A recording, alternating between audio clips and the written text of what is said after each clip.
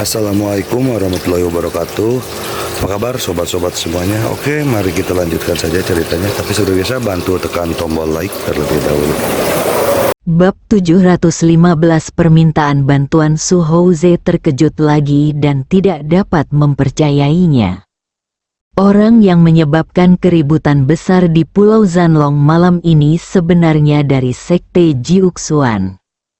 Dua utusan Qi Realem di samping Su Houze juga merasa luar biasa. Ini adalah Pulau Zanlong. Dan bahkan ada hubungan persaingan antara Sekte Jiuxuan dan Pulau Zanlong. Mereka tidak pernah membayangkan bahwa seorang pria kuat dari Sekte Jiuxuan akan muncul di tempat ini. Tak lama kemudian, Su Houze tersadar kembali. Bibirnya terangkat dingin. Jiuxuan-men, kamu agak terlalu kepo. Chu Chen tertawa. Bagaimana masalah menegakkan keadilan bisa disebut masalah sepele? Lakukanlah. Su Houze dan dua orang lainnya melepaskan busur dan anak panah di belakang mereka hampir pada saat yang bersamaan. Tekuk haluan, panahan.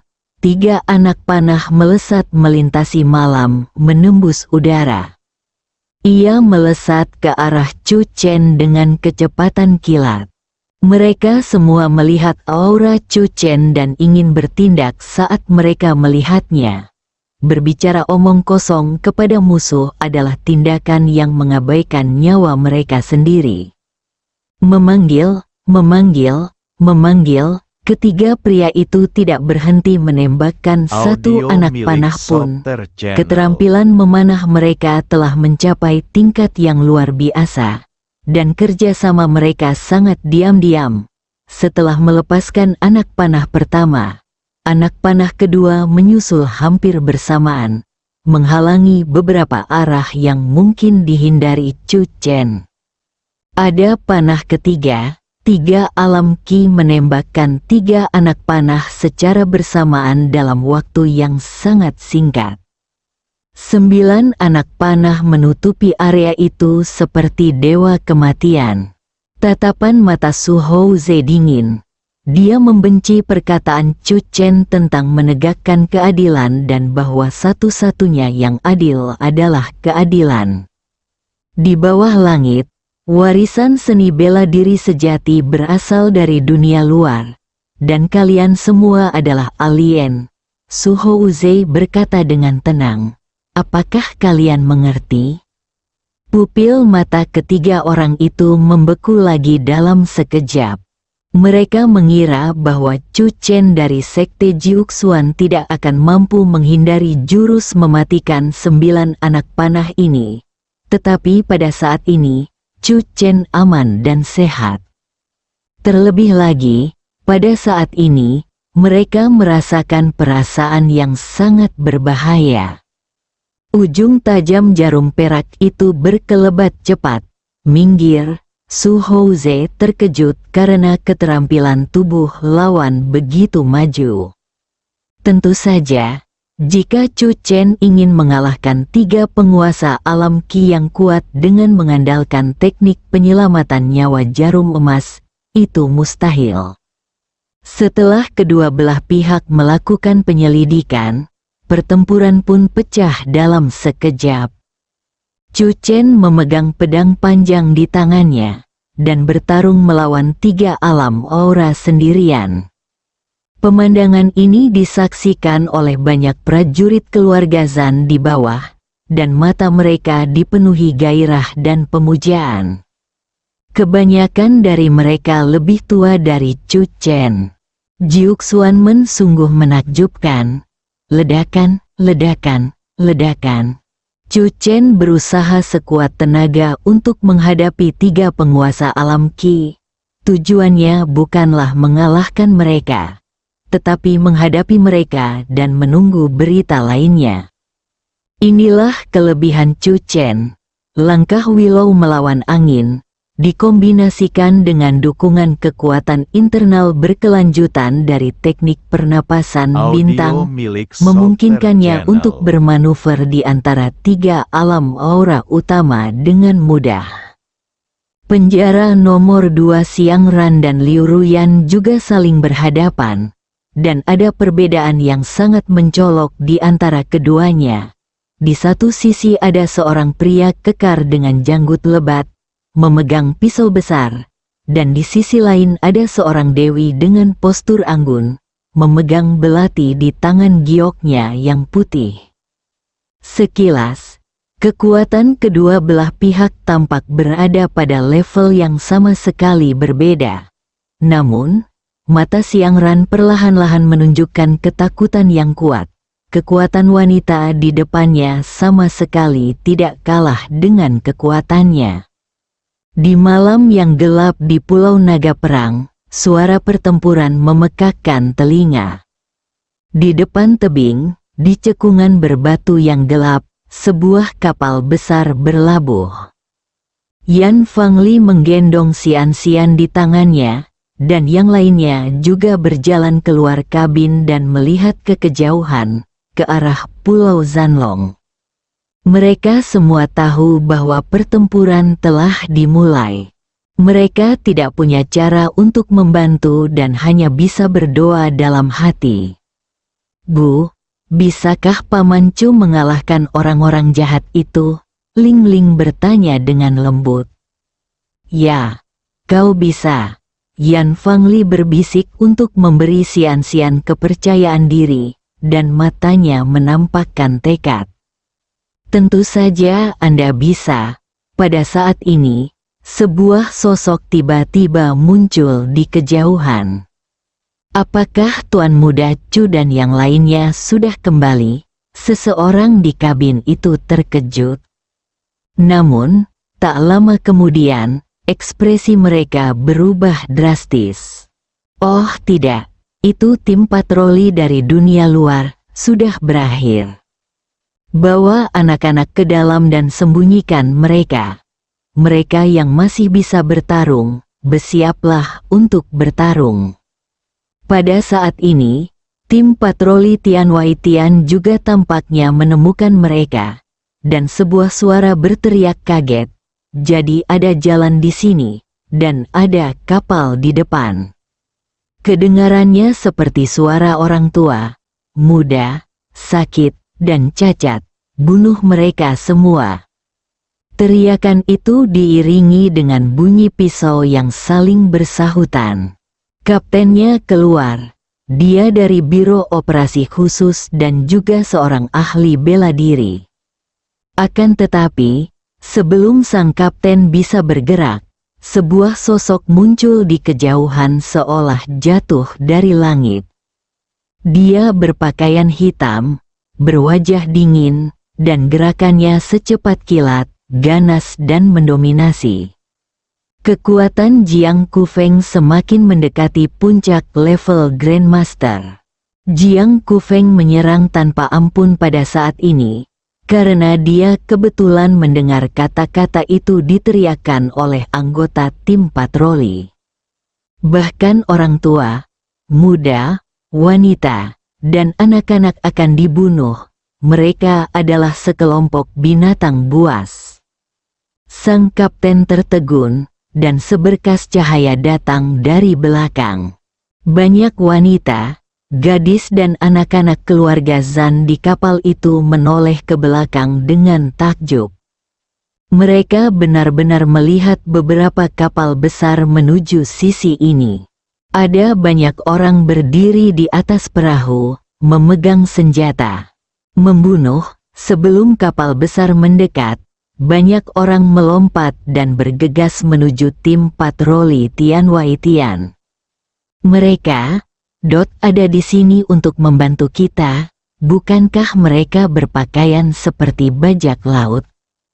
Banyak juga orang yang memegang senjata api.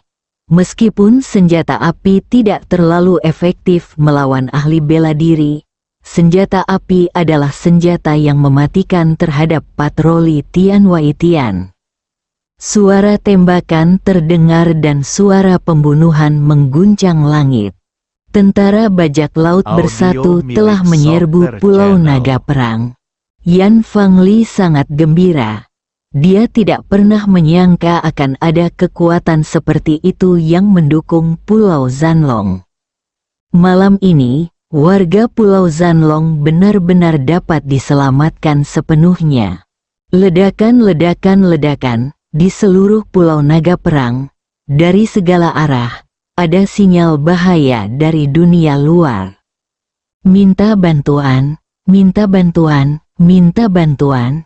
Di penjara nomor 1, Su Houze dan 3 orang lainnya yang mengepung Chu Chen tiba-tiba berhenti. Melihat sinyal mara bahaya yang muncul dari segala arah, Su Houze tercengang. Apa yang sedang terjadi? Berapa banyak orang yang telah menyelinap ke Pulau Naga Perang? Su Houze menundukkan kepalanya dan mengutuk. Apakah semua sekte Jiuxuan sialan sudah keluar dengan kekuatan penuh? Kau, cepat bawa orang untuk mendukungmu dan cari tahu apa yang terjadi secepat mungkin. Su Houze berbicara dengan wajah muram. Ia sudah mengetahui kekuatan Tuan Muda Jiuxuan di depannya. Gerakannya tidak dapat diprediksi dan ia kekurangan kekuatan. Ia cukup mampu menghadapinya sendirian. Tugas yang paling mendesak adalah situasi seluruh Pulau Naga Perang. Kedua penguasa alam aura itu segera pergi. Ada senyum di wajah Chu Chen. Dia tahu bahwa pasukan bajak laut telah mulai menyerang Pulau Zanlong. Melihat sinyal mara bahaya yang datang dari segala arah, Chu Chen menatap Su Houze sambil tersenyum, suara yang luar biasa. Tatapan pembunuh Su Houze menjadi semakin ganas. Apakah kamu pernah mendengar suara kematian? Bab 716, kekalahan. Seluruh perhatian Su Houze terpusat pada Chu Chen. Niat membunuh menyebar. Setelah kedua utusan Kiri Alam pergi, Su Houze tidak lagi memperhatikan situasi di seluruh Pulau Naga Perang. Dia ingin membunuh anak laki-laki di depannya terlebih dahulu. Memanggil, pisau itu menyambar bagai kilat, membelah langit. Su Houze adalah ahli dalam menggunakan pisau. Keahliannya dalam menggunakan pisau sangat mendominasi dan tidak dapat dihancurkan. Niatnya dalam menggunakan pisau sangat kuat dan dapat menembus dalam-dalam. Seni bela diri dari Tian Wai Tian adalah warisan sejati dari seni bela diri. Su Houze mengangkat sudut mulutnya ketika dia melihat bahwa Chu Chen tidak berani menghadapinya secara langsung. Chu Chen mencibir. Beranikah kau menyebut dirimu seniman bela diri ortodoks padahal kau belum pernah menginjakkan kaki di daratan? Mata Su Houze menampakkan penghinaan. Menurut pendapatnya, Chu Chen tidak memenuhi syarat untuk mengerti. Ditutupi dengan lampu pisau, Chu Chen melompat tinggi, dan saat dia mengangkat tangannya, senjata-senjata yang berserakan di tanah ke segala arah tampaknya dianugerahi kekuatan spiritual dan terbang satu demi satu, seperti hujan badai lebat, dan meledak ke arah Su Houze. Su Houze menebasnya dengan pedangnya, dengan niat membunuh. Itu hanya tipuan aneh. Kendalikan objek melalui udara dan dampak dengan jimat. Chu Chen juga mulai menyerang balik Su Houze. Awalnya, di bawah pengepungan 3 penguasa alam Qi, dia hanya memilih untuk bermanuver dan melindungi dirinya sendiri. Tetapi sekarang, dalam situasi 1 lawan 1, Chu Chen tidak bisa tidak memiliki ide-ide baru. Betapa sulitnya mengalahkannya, sebuah cahaya melintas di mata Chu Chen. Keahliannya yang unik jelas tidak kalah dengan Su Houze. 9 seni rahasia misterius yang menggemparkan dunia. Pertarungan antara 2 orang kuat itu menarik banyak perhatian. Saat itu, pertempuran di penjara nomor 1 hampir berakhir. pesan-pesan minta tolong dari segala arah membuat para prajurit dari Tian Wai Tian kehilangan semangat untuk bertarung. Mereka merasa seperti dikepung, mengalami kemunduran berulang kali, dan telah mundur jauh. Orang-orang di penjara diselamatkan. Zhang Ou menemukan ayahnya, yang penuh luka dan jelas diperlakukan tidak manusiawi di penjara. Namun untungnya, dia selamat. Namun tidak semua orang bisa menyelamatkan nyawanya. Termasuk kakek Zhang Ou. Setelah mendengar berita tentang pembunuhan kakeknya, mata Zhang Ou memerah dan tubuhnya sedikit gemetar. Lelaki tua di sampingnya menggenggam erat pisau di tangannya. Setelah waktu yang lama, dia perlahan berbicara dengan suara gemetar. Kakekmu meninggal dengan bangga. Dia meninggal karena dia membela martabat Pulau Zanlong dan dia tidak ingin diperbudak. Mata Zhang Ou dipenuhi air mata, dan dia berteriak, kita harus membunuh semua binatang buas ini. Para prajurit keluarga Zhan bergegas keluar. Para prajurit dari Tian Wai Tian telah dikalahkan dan tersebar. Banyak mata orang tertuju pada pertarungan puncak antara Chu Chen dan Su Houze. Terima kasih kepada Tuan Chu. Jiuk Xuanmen adalah dermawan abadi Pulau Zanlong. Tuan muda Chu pasti menang. Orang-orang yang keluar dari penjara tidak mengetahui identitas Chu Chen. Jadi Zhan Musi dan yang lainnya tentu saja berusaha keras untuk memperkenalkan Chu Chen dan operasi malam ini kepada mereka. Tak ada kata pujian yang terlewat. Ledakan, ledakan, ledakan. Sinyal minta bantuan masih terdengar dari segala arah. Namun dia tidak mampu menjaga dirinya sendiri saat dia bertarung dengan para prajurit dari seluruh Pulau Naga. Kapal besar itu mendarat di pulau itu. Chu Haozu memeluk istrinya Bei Wanxing dan melompat turun. Di kejauhan, utusan alam Qi tiba, memimpin tim dari dunia luar. Membunuh, utusan itu segera bergegas menuju Chu Haozu. Chu Haozu melangkah maju dan menyerang balik dengan telapak tangannya. Kekuatan telapak tangannya begitu kuat sehingga dalam sekejap mata ia menekan utusan alam Qi sehingga ia tidak bisa melawan. Audio milik Jiang Softer Yingtao Channel. melihat pemandangan ini dari kejauhan, matanya dipenuhi keterkejutan. Meskipun dia menduga bahwa ayah Chu Chen sangat kuat, jika tidak, mustahil baginya untuk menyatukan begitu banyak pasukan bajak laut dengan kecepatan kilat dalam waktu yang singkat. Namun, ketika dia melihat Chu Haozu beraksi untuk pertama kalinya, dia benar-benar merasakan kekuatan yang mengerikan dalam dirinya. Memang benar bahwa ayah yang baik akan memiliki anak yang baik. Jiang Yingtao mendesah. Pada saat yang sama, Jiang Yingtao juga memikirkan Truman Tri dari Aula Skynet Biro Operasi Khusus. Keluarga Chu sangat rendah hati sehingga mereka hampir tidak dikenal di dunia seni bela diri. Namun, Jiang Yingtao memperhitungkan kekuatan mereka saat ini dan tidak dapat menahan diri untuk tidak mendesah bahwa di dunia saat ini, satu-satunya sekte seni bela diri yang dapat menyaingi keluarga Chu mungkin adalah 4 sekte utama. Ada seorang pria tua di sana yang juga sangat kuat.